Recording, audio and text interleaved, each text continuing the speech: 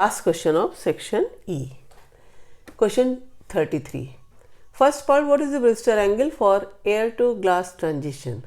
Given refractive index of glass with respect to air is 1.5. What is the answer for this part? You know, Brewster's angle is also called polarizing angle of polarization, and Brewster's law is given by this n equal to tan IP. What is n? 1.5. So you will write here this 1.5 equal to tan IP. Therefore, IP is equal to tan inverse 1.5. It is near about 56.3 degree. You can write only tan inverse 1.5. Second, this part here along with this, when light is incident on a transparent surface at the polarizing angle, the reflected and refracted rays are perpendicular to each other. Prove it. What happens when the transparent medium number 1 and 2, suppose this is air and this is glass. This is the surface separating these two. This is the normal. Okay, at this point you draw the reflected and refracted ray, as you have to prove they are perpendicular. So you draw one ray like this, other perpendicular to it like this. Okay, now this angle is called angle of refraction. You mark it, and you mark here, you draw angle equal to this, another line, another ray which represents the incident ray, and this incident ray at the angle of polarization IP, same will be the angle of reflection IP, and this will be our angle of refraction. So how to draw the figure? Now it is said unpolarized light is incident light, general word written, that is unpolarized light. It has the vibrations of electric field in all perpendicular planes, perpendicular to the direction of incidence. Look, at the point, suppose this point is O, this ray is incident, which is unpolarized light. This is unpolarized light. What happens? Reflected and refracted rays are perpendicular to each other. This is reflected ray, that's why angle of incidence equal to angle of reflection. And note down, this reflected ray is totally polarized, completely polarized, having vectors perpendicular to the direction of propagation in the plane, perpendicular plane, and all vectors are in the same plane. Here this is the reflected ray. You can draw a partially polarized light like this. You have to prove that these are perpendicular. You know, Brewster's law says n equal to tan IP. When the incident light fall at the transparent surface separating the two transparent medium at the angle of polarization like this here, then Brewster's law says that refractive index of glass with respect to air, or with refractive index of the denser medium with respect to rarer medium is tan IP, where IP is the angle of polarization or Brewster's angle. So what will you write here? This n equal to sin IP upon cos IP. This is tan IP. As per Snell's law, simple refraction, Snell's law says that n equal to sin I upon sin R. So I is IP, you write here IP. Both are n, so you will compare these two. What will you get?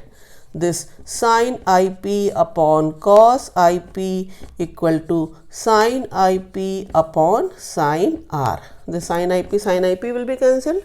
So cos IP equal to sin R. What does it mean? That you can write cos 90 minus IP equal to sin R. This, can you write this?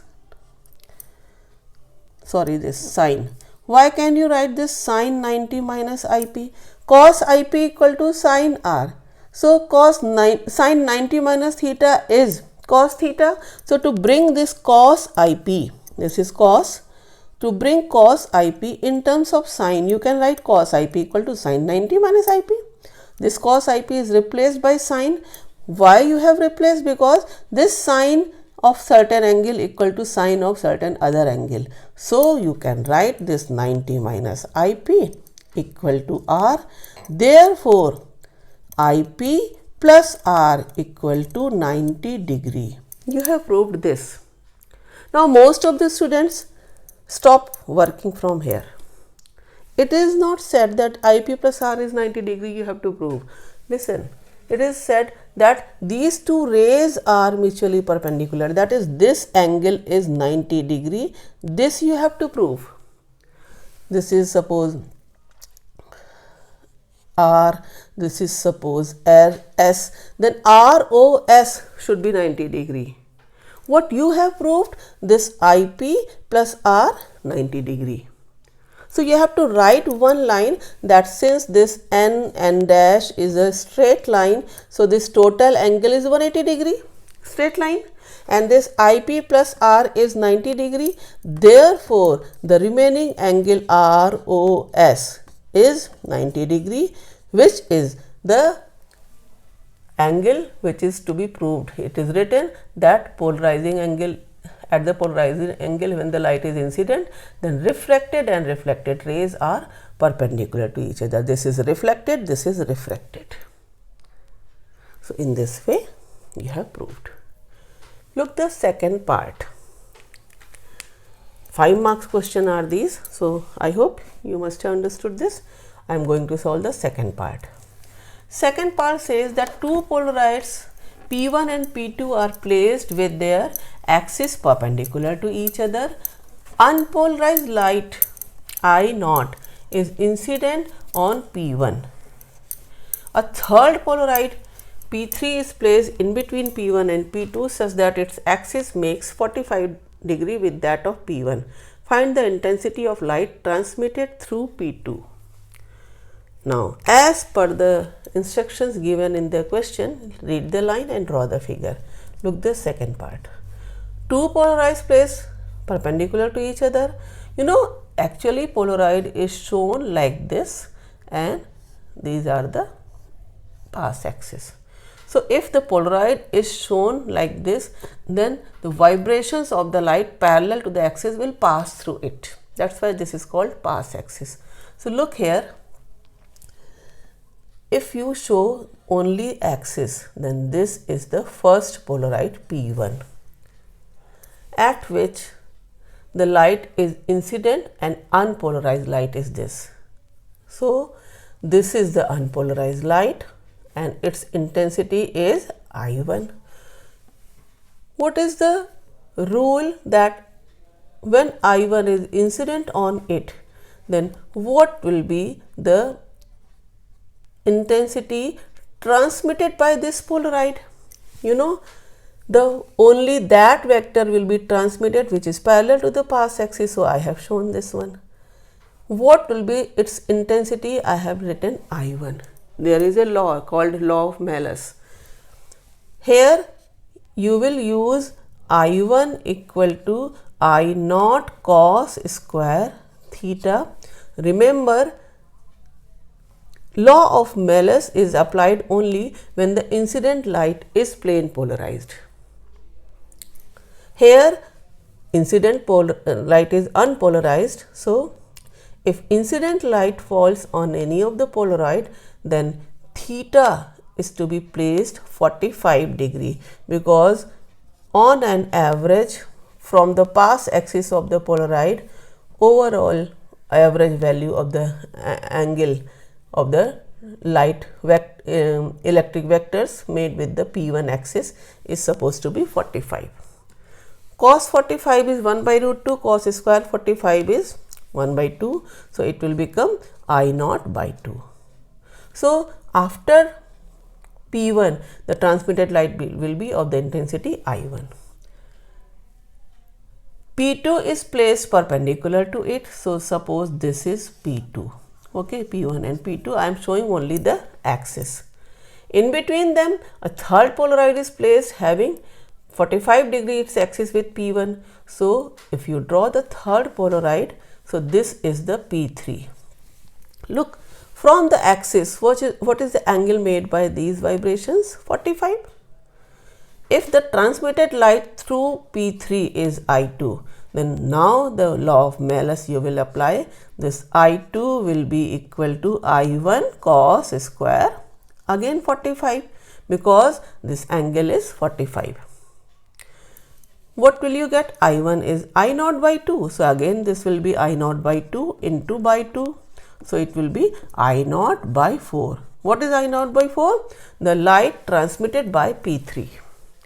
This light I2 will be incident on P2. If you write here, this is intensity I2, this will be incident on P2. Then from P2, the transmitted light is I3. What will you write? As per law of Malus, transmitted light through a polaroid is equal to incident light on it, that is I2 cos square theta. Theta is the angle between both the axes. Look here, this I2 having the electric vectors making angle 45 again with this P2. Okay. So, again 45, I2 is I naught by 4. So, I naught by 4 into half, that is I naught by 8. So, what is the final answer? Transmitted light through P2, this is the P2, and what is the intensity of transmitted light? I naught by 8. In this way you have to solve. Let us see the choice question of question 33. You have to derive the relation for refractive index of prism, this one, and draw the I delta curve. First part of the question. This question is, this is the derivation, and you do the experiment in the lab. For various angle of incidence, you draw the figure with the help of prism and find the angle of minimum deviation also by plotting this I delta curve.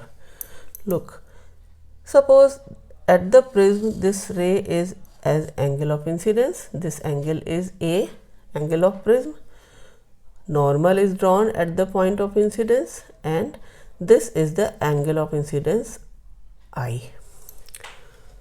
If you extend this ray, then extension forward or backward is always shown with the help of dotted ray. Now, the incident ray comes here in the glass and refracted like this, and it comes at this surface, its name is C, so at AC. What happens again? This is surface AC, you draw the normal at this point. If this is the normal 90-degree line, you find that these two normal intersect at this point. Suppose this is N. Okay. What is this angle? You know, angle of incidence from glass to air. Suppose this one is R1 and this angle of refraction, this is R. Now, this ray which is traveling through the medium glass will come out from the surface AC, glass to air, denser to rarer, away from the normal. So, it will come like this, and this will be the angle of emergence, that is E. This is the figure learn how to draw. Angle of, this is incident ray, this is refracted ray, and this is emergent ray, and learn the symbols for angles. Look, if you write here, this is point O and this is point, suppose P. Extend backwards this ray. So emergent ray extended backward and incident ray extended forward. They meet at the angle. This is called angle of deviation. Deviation is shown by delta. Deviation means from the original direction, the ray is deviated. Original direction, incident ray's direction is this. How much this ray is deviated, that is, angle of deviation is defined as the angle of incident ray extended forward and emergent ray extended backward. They meet at the angle, that is called angle of incidence. I have shown here. Look, this point is M. Now a little bit geometry you should use here. AONP is a quadrilateral. Since these two are normals, this dotted line and this one, so here they are meeting at the point N. This A and N, their sum, if you write A plus N, what is that? 180 degree. Sum of two opposite angles in the quadrilateral. Why 180 degree? Because the angle O plus angle P is 180 degree and all the four angles are 360 degree. So since these O and P angle, AON and APN, these two angles are 90 each, hence A plus N is 180 degree. Okay. Now in the triangle, if you consider the triangle MOP, look, what is this angle? I minus R. I am not writing here, it will be AOM.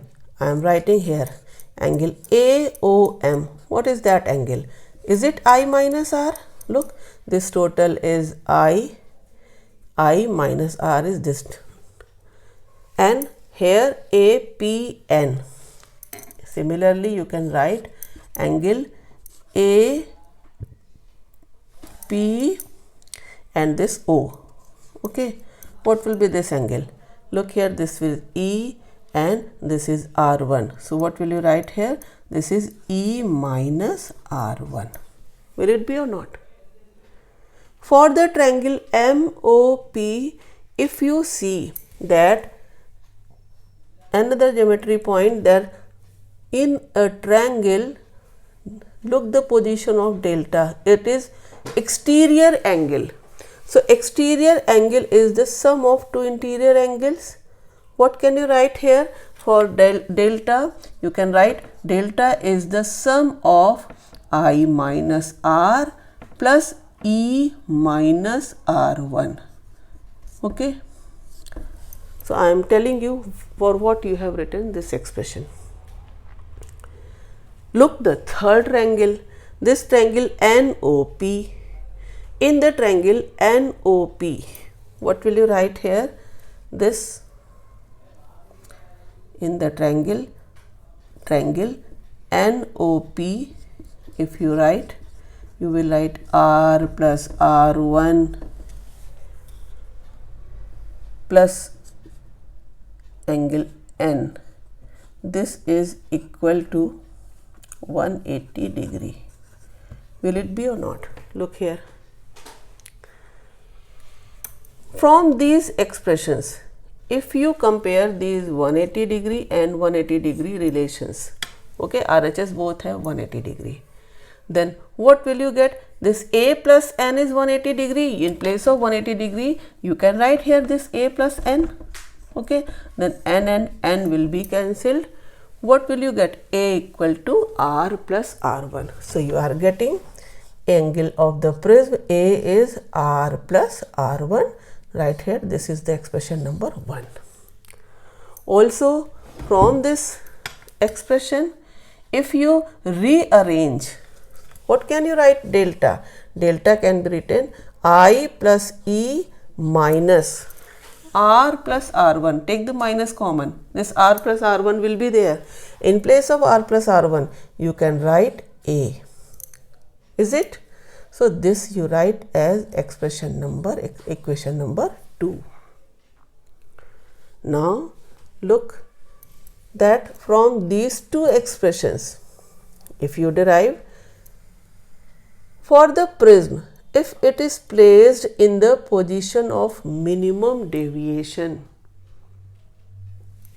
then angle of incidence is same as angle of emergence, and the refracted ray is said to be parallel to base. If emergent ray is treated as incident ray, the incident ray will be tracing the same path as the emergent ray. This emergent ray will come through the same path at which the incident ray was traveling. This is called principle of reversibility. That is, this is incident ray, this is emergent ray. If you consider you reverse the arrow, then the same path will be traced by the ray. What happens? How to show it? It is shown that draw the I delta curve. At different angle of incidence, we find different angle of emergence, and we find the angle of delta, that is angle of deviation. How to show the tracing the I delta curve? Look here, I am drawing I delta curve. The angle of incidence is taken at the x-axis, and angle of emergence, angle of deviation, it is taken on the y-axis. The graph is obtained like this. At this point, we find that the angle of deviation is minimum. What is this graph? This graph says that in the beginning, when angle of incidence increases, then angle of deviation decreases, becomes minimum, and then it start increasing. Except this point, at this minimum angle of deviation, you find for every angle of deviation there are two values of angle of incidence. This point also says that whatever is I or E, it doesn't matter, because delta is I plus E minus A. A is fixed angle of prism. So I plus E minus A is delta. You have to take the angle of incidence 30, 35, 40, 45, and you find the delta for each figure, plot the graph and find the minimum deviation. Now to show how to derive this relation, if the prism is placed at the angle of minimum in the position of minimum deviation, then minimum deviation means if the deviation is minimum, it is shown like this, delta minimum, like this. Then what happens? This I and E both are same, principle of reversibility holds. This refracted ray becomes parallel to base. Any of the 1 mark question can be asked. So you will write here, this delta m can be written as 2I minus A. Therefore, what will be I? You know, delta m plus A upon 2. Will it be or not?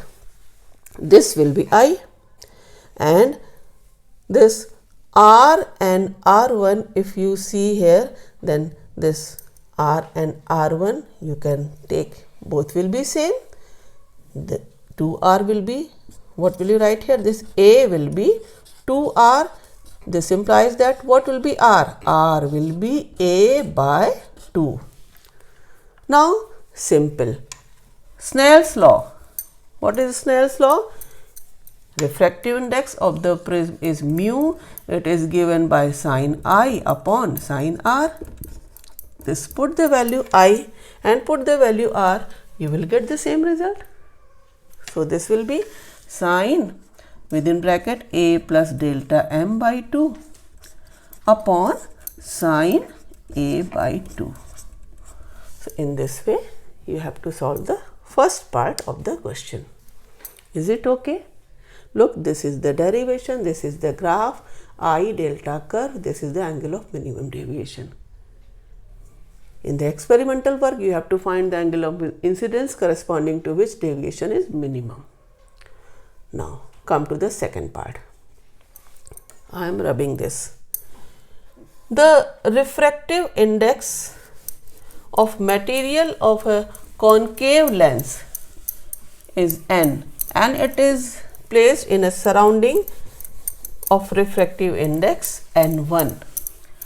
Trace the path of the emergent rays in case when n1 greater than n, equal to n and less than n. Look how to solve, how to draw the figure, not solve. You have learned the